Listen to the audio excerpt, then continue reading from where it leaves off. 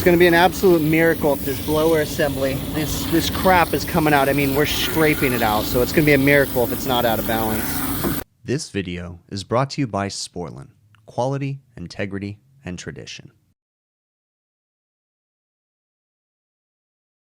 All right, we are going to get this bad boy cleaned up today. It is in horrible shape. Everything is vibrating, rattling. We have a bad disconnect switch. The panels are destroyed. We got two people here, so we're going to tear this guy apart. The indoor blower assembly's full of dirt and lint. So we're going to tear this apart. And then we've also got this AC right here that we're going to do the same thing to. We're going to rip it apart and clean it. So we know what we're cleaning, so we're going to make it easy. We're just going to shut the units off, pull the top off, and start taking everything apart instead of trying to mess with it. We're going to make it quick, or as quick as possible. Okay, so luckily we had some conduit. We replaced the conduit because it was all jacked up. The existing wire made it in. This is a different disconnect. But I'm going to eliminate this junction point. There's a junction point right here, and I'm going to go ahead and go get wire to make it one solid piece into the contactors. But I got to make sure I get the bigger connectors too. And we'll see. I might be changing these contactors too. I have to be careful because, again, I can't just like go to town, you know, because I do have not to exceed values, but I know the customer needs it running. So this is my kitchen AC, and you know, there's some big chunks on here, but look at the ducts. That's insane. I mean, we can't do all that, but we'll do our best to clean it up a little bit. Come over here and look at this Economizer damper assembly. That's crazy, huh? And it's just caked on grease. I don't even know that this thing is really doing anything, to be honest with you. I don't think it's hooked up. But this blower assembly is a whole nother thing. Flip this over. There is a 1/4 inch of dirt on that thing. It's insane. All right, I couldn't help it. I went ahead and changed the contactors. Hopefully I don't get crap for it. Ran the wire all the way in. And then if you look at the way I zip tied them, they're not going to rub out, because normally if you zip tied it, but the zip tie is zipped to the zip tie. Nice and secure into here. Everything's labeled. So we're still putting it together, but I had to clean this out because this is full of dirt. So take the blower.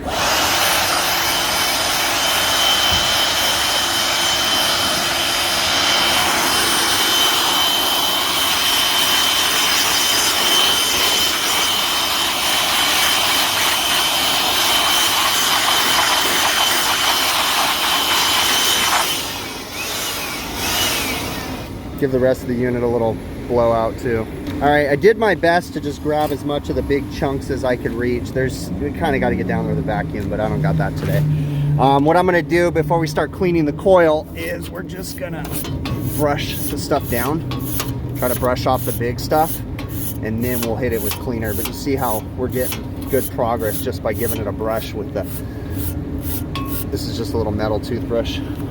So we're just gonna attack it, and then we'll give it a pre-rinse and then start putting some cleaner on it. Before we put any cleaner, we're gonna do the pre-rinse. I pull the P-trap off, and you just start from the bottom up and work your way up the coil, and we're trying to saturate the coil, because if you do this with a dry coil and start at the top, the water's just gonna drip off. Kind of like, see how it's doing, because I didn't get in the middle, it's kind of dripping off a little bit. So there we go. You got to kind of do it pretty evenly, being careful not to get it in the ductwork, and also not to let the drain overflow. So we're going to pre-rinse the whole thing, and then we'll dump some cleaner on there. All right, we're going to use the Viper brightener. Now this is a highly concentrated, heavy duty cleaner. You got to be very careful. You want to pay attention to the fumes and everything too. This one is not as harsh as other manufacturers. You got to make sure you're using the coil gun from Viper, because the concentration rates are a lot lower too. All right, working our way from the bottom up. We're on the B setting. Just putting it on here, nice and slow. I already put a little bit on there, so we're just gonna let it sit. We'll put it on from the other side. It's draining already a little bit, but the key to this cleaner is to let it sit for a few minutes. But also, we're using this on an evaporator, so you gotta make sure that any fumes aren't gonna upset the customer or anything like that. Luckily, this is a kitchen AC. If this was a dining room AC, I probably wouldn't advise without scheduling first thing in the morning when nobody's in the building or something. Look at the inner condenser. That's nuts. It's so dirty. We're gonna get it nice and clean though. All right, we're still just getting ready to rinse the evaporator. Satisfying to see it. Go ahead and spray it. do the inside. Look at that. All that chunks of stuff coming out down there. That is crazy. We're just trying to get the big stuff out. And once we get the big stuff out, then we'll apply cleaner. All right, I'm not looking for perfectly shiny. I'm just using the heavy duty cleaner because it was so greasy. That's all. So we've got some cleaner on the condenser too, and we're gonna rinse that soon. It's gonna be an absolute miracle if this blower assembly, this crap is coming out. I mean, we're scraping it out, so it's gonna be a miracle if it's not out of balance. This thing is bad. All right, I've got some evaporator cleaner in the coil gun now, and it foams up really good, and it does a good job of penetrating all the way through the coil. You just gotta watch out though, because it starts to foam into the drain pan, out of the drain pan, so we gotta make sure that we're getting it. But I'm just using the C setting, so just get it all in there, and then we'll get it from the other side too. All of this stuff is from this blower assembly. This thing turned out nice and clean. It's gonna be a miracle if it's not out of balance. All the weights are still there, all the counterweights. So, but yeah, this thing is nice and clean. We're gonna put this back in. The evaporator's done. We just got the economizer done. That economizer doesn't work. We're gonna rinse off the compressors because there's some oil. We might have a refrigerant leak, but we'll address that in a minute. The heat exchanger's trashed, but the evaporator's good. I'm just gonna spray some sanitizer on it, and we're gonna be good. Nice and clean. Condenser's nice and clean. Again, we're not looking for like super shiny silver. We're just looking for clean. I can see right through it. Everything's good. All the way down into here. Looks good. So we're getting along. All right, we're spraying some of the sanitizer in here. This is just the Strike Back sanitizer from Refrigeration Technologies. Just spray it on all the surfaces when I'm done. All right, we're gonna check phase. See if it's wired up correctly. I don't know if I did it right. So line 1 to 2, and then we jump over to line 3, and it says line 3, 2, 1. So the phase rotation is incorrect, and this has scroll compressors and 3-phase indoor blowers, so everything's gonna be running backwards. So we need to power down and reverse the phases.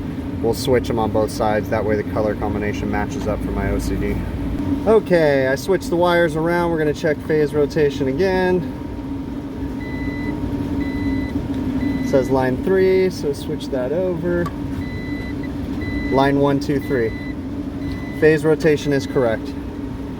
Assuming that the wiring in the unit is correct, which I redid a bunch of it, so we will still have to check to make sure everything's good. We're just wiring in the fan motors, so yeah, we're almost there. All right, let's fire this up. I pulled the compressor wires off the stat so it wouldn't turn on. We can, oh, look at that. And let's check rotation. It doesn't sound too good, but rotation is correct. Sounds like we might have a bearing going bad or something. We'll have to diagnose further on that. I talked to the facilities department. They're okay with this. This motor's got bad bearings. Let's listen to it start up. It doesn't sound good, and even worse when you put a load on it. And then when you shut it down, see if it does it.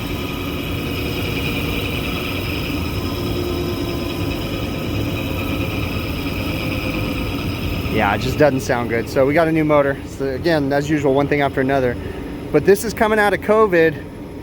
Equipment's just beat down. You know, it's just been running for months with plugged up filters, you know, everything. So we're gonna be lucky if the blower assembly, it didn't seem like it was out of balance, but you know, I mean, so many problems. So something you want to pay attention to. Okay, first off, this motor's red hot because of the bearings going bad, but this is a factory OEM motor from Carrier.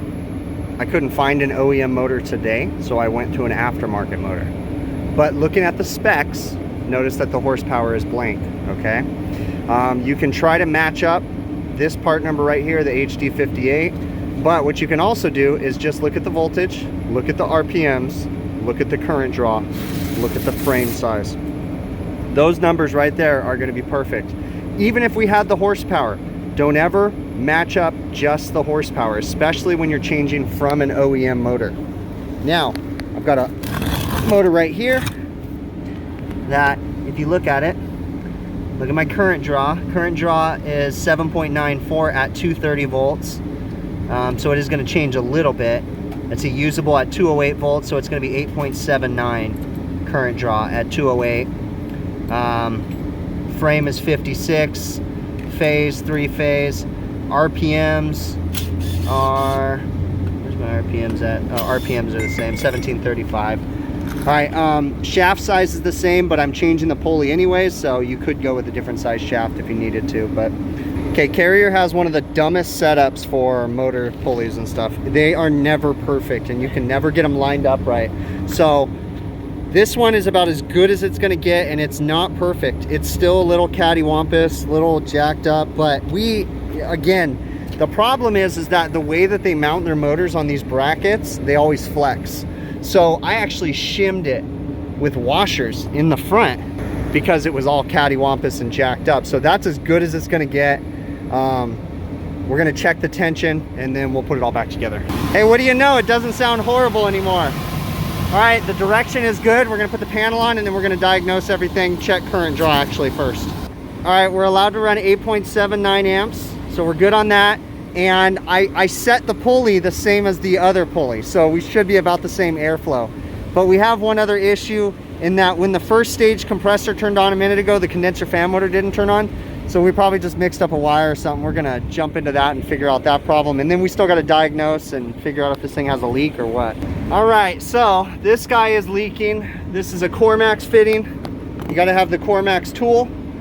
What you do is break this free. Okay, I got a wrench on here and I broke this one loose and then just kind of snugged it back on. The Cormax tool locks on like that, and then you're gonna unscrew this guy right here, nice and slow, and we're gonna pull it out, valve it off, put a new one in, and replace it. So, just like a core removal tool, it's ball valved off, and there's the Cormax fitting. So we'll pull that off, put a new one in, and then I got a little case of them right here, and then we'll be done, leak repaired. Easy as that. It's kind of scary because there's no pressure relief on this, and you got to kind of assume that it's in there when you go to pull this off, and it just shoots off at you. So, but okay, cool, leak free now. All right, first stage is running and we're extremely low on refrigerant. Low head pressure, low suction pressure. Look at the superheat. So we're gonna give it a minute, let it stabilize out, because I literally just turned it on, but I know that we're low. So we're gonna give it a minute, then we're gonna add some refrigerant. We've already got it set up to add to it because we know it had a leak at that core tool. Yeah, this thing is acting, it's probably not working the greatest as it should be, but our superheat's coming down. We're still high on our head pressure, but there's a couple things contributing to that. We're still gonna add a little more refrigerant. First off, this thing has aftermarket condenser fan motors, and the fan motors don't sit low enough, so they recirc a little bit of air. And then I also need to probably get a better outdoor air temp, maybe about right there. Put that right there. Let's see if that gives me a more accurate. And these things, this thing is just beat down.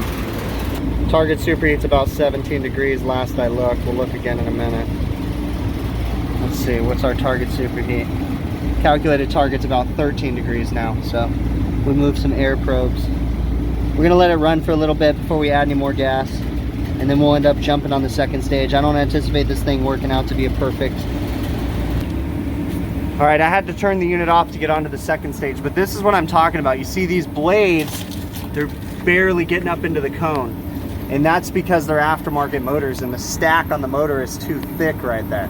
So that's gonna affect our head pressure. Our condenser's clean, you can see right through it, so you know you're good there. And the subcooling reading that we're reading on there's not as accurate because we are reading discharge line pressure and we're not getting liquid line pressure. So that subcooling number, that's why it's skewed a little bit. But all right, we're gonna fire up second stage and see how that one's operating. Our target temperature split is about 18 degrees according to Measure Quick. We're running 16.8, I'm okay with that. It's saying airflow is a tad bit high. I'm not gonna make any more adjustments.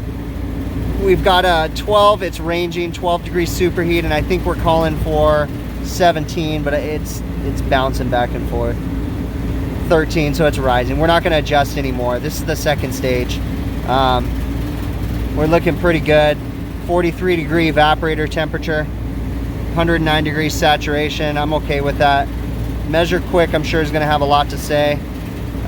System's not Liquid line blowout, no, dirty condenser, non-condensables. The dirty condenser potentially is going to be those condenser fan motors messing with stuff. But yeah, this is about as good as this system's going to get.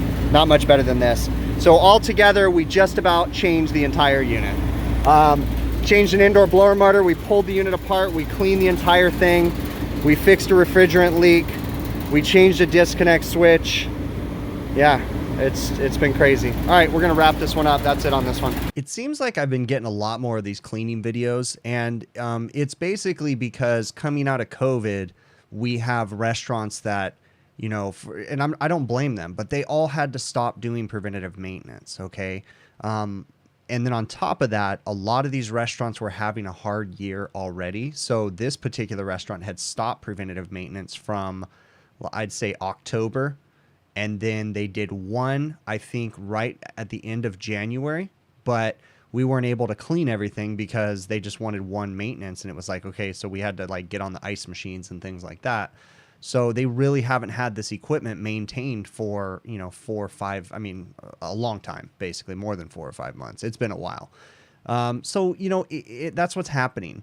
And it's kind of unfortunate because we don't get, you know, a simple, hey, the drain's plugged up, blow out the drain call. It's, or, you know, so in this case, we got a no cooling call for the kitchen, and I went out there and the office AC wasn't working. I didn't really go into detail on that one in this video, but it was just dirty too.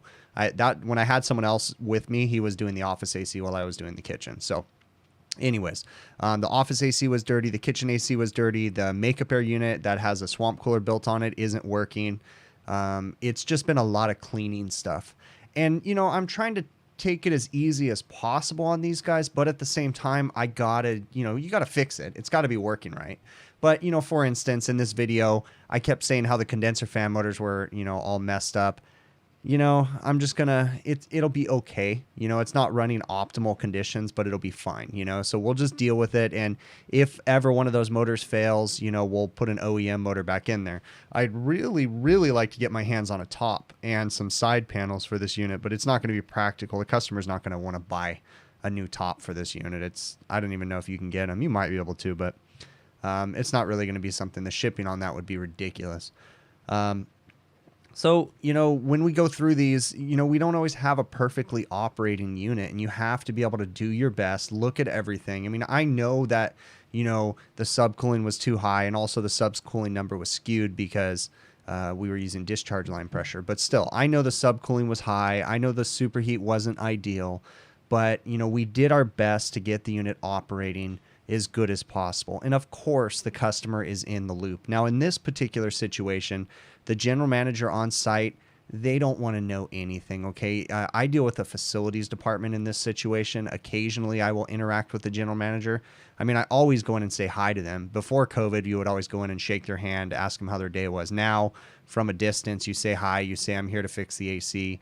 And then we go up onto the roof, and then my communication happens with the facilities department. I just kind of let them know, hey, this is what I'm running into. And they know. They've kind of given me a blanket. It's okay. Do what you got to do. And it's funny how corporations work, too, because they know, the facilities department knows that we're not doing preventative maintenances, and they want preventative maintenances. So, in fact, they've given me the all clear that whenever we have a repair, PM it. It doesn't matter if it adds an extra $1,000 to it, PM it, because they are advocating for preventative maintenances just as much as we are. They're just middle management that has to, you know, listen to what the management above them says, you know. So they want us to clean it on the facilities level, but, you know, it's just getting the approvals to get the routine preventative maintenances built back in. And even if they started preventative maintenances again today, these restaurants are so far behind, it's insane. I mean, it's just ridiculous that it takes me basically 7 hours to, you know, clean the unit, put a disconnect on it, change a blower motor, put contactors. I mean, cleaning the unit alone is going to take me about 4 hours just because you have to pull the tops. There's no simple like, oh, you know, just change the filters or change the belt. It's everything is down on these. And you guys saw it went from, we already knew we had a bad disconnect that someone had diagnosed previously. It was blowing fuses. And, you know, then while I was doing that, I noticed the contactors look like crap. So I changed those, you know, started it up. Blower motor was going bad. I mean, it's just like one thing after another. And I feel for the restaurants on one way, because it's like, man, I know that they're just trying to survive right now, you know, but I have to make a profit too. But at the same time, you guys know the way that I make my videos. I'm not here to rip the customers off whatsoever. I'm here to be as honest as possible. And I do all right, you know, with that honesty. I mean, I'm not, you know, selling crap every day, but I mean, I'm going off on a tangent on that one. But we got the unit operational. It's working. Really, really appreciate you guys taking the time to watch these videos. Remember, I go live Monday evenings, 5 p.m. Pacific on YouTube. If you guys, I say this almost at the end of every one of my videos, if you guys are considering any tool purchases, do me a favor and check out TrueTechTools.com. If you like their pricing, I can vouch for their customer service. They have great customer service, and I prefer to purchase tools from them. But anyways, if you decide to go with TrueTech Tools, make sure you guys price shop. Do me a favor and use my offer code Big Picture, one word. You'll save 8% on your order, and then I get a small commission, and it helps to support the channel. So really, really appreciate you guys, and hopefully we'll see you guys Monday evening at 5 p.m. Pacific on my live stream. All right.